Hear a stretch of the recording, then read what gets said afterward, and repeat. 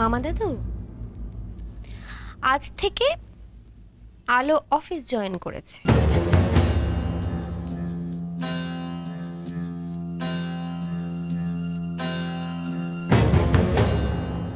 ভালো না খবরটা? সত্যি? আমি তো ভাবতেই পারছি না। আলো, বাহ, এ তো সত্যি খুব ভালো খবর। মনটা একেবারে ভরে গেল রূপা। মা শুনলে খুব খুশি হবেন। তোমাকে দেখে মনে হচ্ছে তুমি খুব খুশি হয়েছো। মন থেকে বলছো তো কথাগুলো? ও মা, মন থেকে বলবো না কেন? আলো তো এখন এই সম্পত্তির মালিক, সেই সম্পত্তির ওপর অধিকার জমাবে, এটাই তো স্বাভাবিক। আমি তো এই দিনটার অপেক্ষায় ছিলাম, যবে স্বমহিমায় আলো অফিসে যাবে। আমি আমি সত্যি খুব খুশি হয়েছি, মনটা একেবারে ভরে গেছে রূপ। তুমি এক কাজ করো তো, এনো এই শরবতটা খেয়ে নাও। এত কষ্ট করে এলে, তারপর গিয়ে মাকে খবরটা দাও। আমি যাই, ওদিকে আবার অনেক কাজ পড়ে আছে, যাই।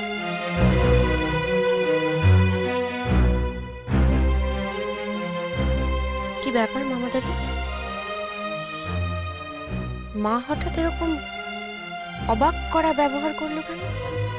সেটাই তো ভাবছি। আলোর এই জয় সুরেখার তো খুব সহজে মেনে নেওয়ার কথা নয়। কোনো ফোন দিয়ে আসছে না তো? যাকে, তুমি আগে গিয়ে দিদিকে এই সুখবরটা দাও। সুরেখা কি ফোন দিয়ে আসছে সেটা নয়, পরে ভাবা যাবে। যাও। ইনি আমাদের নতুন মালকিন। সুখেন বাবুর বোন হন, আমাদের অংশুমান বাবুর স্ত্রী। তাহলে তো সুখেনের কপাল ফিরে গেল বোঝদা। কি হচ্ছে কি এখানে? এত জটলা কিসের? বড়বাবু, আমাদের নতুন মালকিন যেভাবে বিমানবাবুর সাথে কথা বললেন, তাতে তো আমাদের ভীষণ ভয় হচ্ছে। কিসের ভয়? এমনিতেই বিমানবাবু আমাদের কুকুর ছাগল মতো দুতুর করতে থাকে, আর ইনি যদি তার উপর দিয়ে যান। গেলে কি আর করা যাবে? যাকেই তাড়াবেন তাকেই চলে যেতে হবে। কিন্তু তোমরা যদি এভাবে জটলা করো, তাহলে নতুন মালকিন কি ভাববেন? ভাববেন এই অফিসে কোনো কাজকর্ম হয় না, শুধু আড্ডাই হয়। যাও যাও, নিজের কাজে যাও। দাঁড়ান সকলে। আশ্চর্য ব্যাপার, এত বড় একটা খবর আর তুমি আমাকে জানাওনি। যাকে, সে এখন করছে কি? মা, আমার মাথা ঠিক নেই মা। তুমি ওই নামটা আমার সামনে উচ্চারণ করবে না। আমি কিন্তু একটা কিছু করে বসবো মা, তুমি দেখে নিও। কেন, কি হয়েছে? কি হয়েছে তুমি শুনবে মা, কি হয়েছে? আলো লাহিড়ী শুধু অফিসে এসে নিজের মালিকানা জাহির করে ক্ষান্ত হয়নি। আমরা যে ওর চাকর, সেটাও বুঝিয়ে দিয়ে গেছে সবার সামনে। তুমি ভাবতে পারো মা, বিমান লাহিড়ী এখন ওই বস্তির অশিক্ষিত মেয়েটার কথা শুনে চলবে? তাই? বাহ, চমৎকার। এত কথা আলো বলেছে আর তুমি আমায় কিচ্ছু জানাওনি। তো কি করছে এখন আলো? মা, তুমি এতে আনন্দ পাচ্ছ? মা, তোমার মাথা ঠিক আছে তো মা? মাথা আমার অন্য অনেকের থেকে অনেক বেশি সুস্থ বলে কিন্তু আমি এখন রাগ না করে আনন্দ পাচ্ছি। ভুলে যেও না বিমান, ননিবালা লাহিড়ীকে পাগল সাজানোর খেলায় আমরা মেতেছি।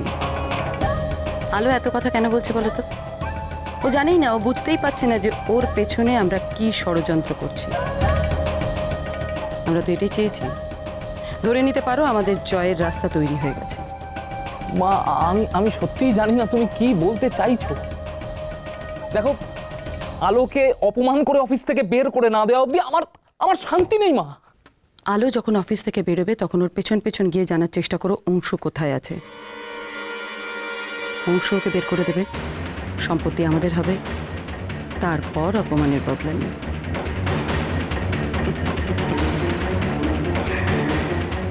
অংশুকে বাড়ি থেকে বাইরে রাখাটা আমার দায়িত্ব, আলোকে অফিস থেকে বের করাটা তোমার দায়িত্ব। এদিকে বুড়ি শেষ, ওদিকে আলো শেষ।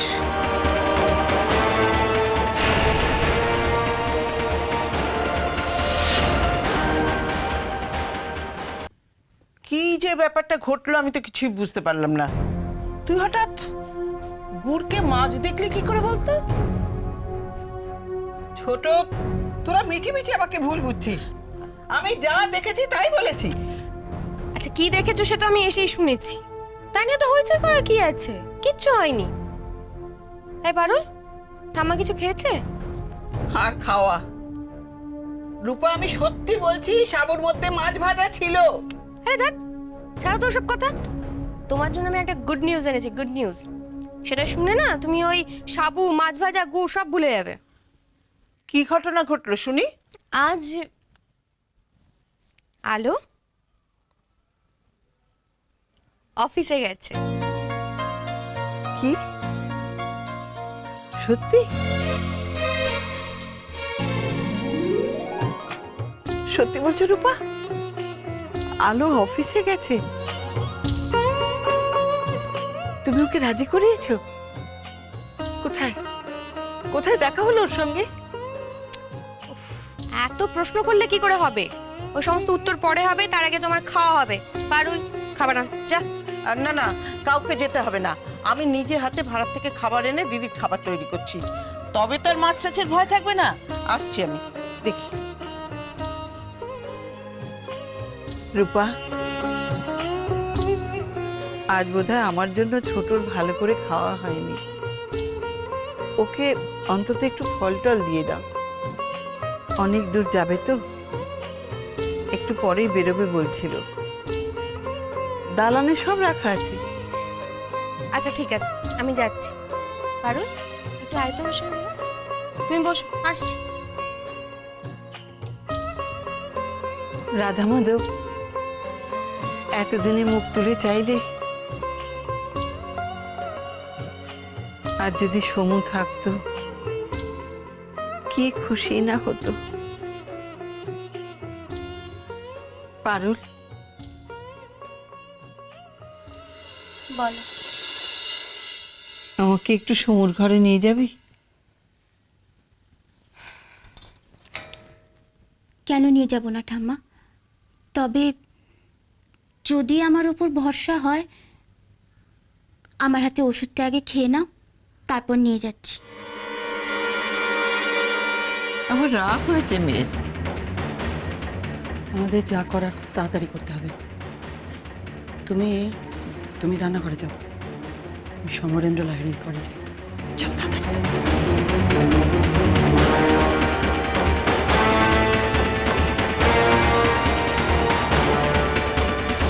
সমু, সমু, সমু,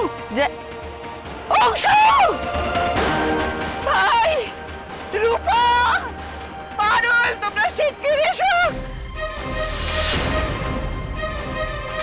আমি আপনাদের জন্য পাশের একটা কেবিন খালি করে দিচ্ছি। ম্যাডাম যখন এখানে বসবেন তখন আরেকটু সাজিয়ে গুছিয়ে নিতে হবে তো।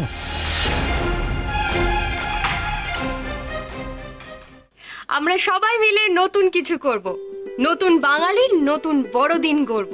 না না, সেদিন আপনাদের আসতেই হবে। তাহলে চলুন একসঙ্গে বলি, চলো পাল্টায়।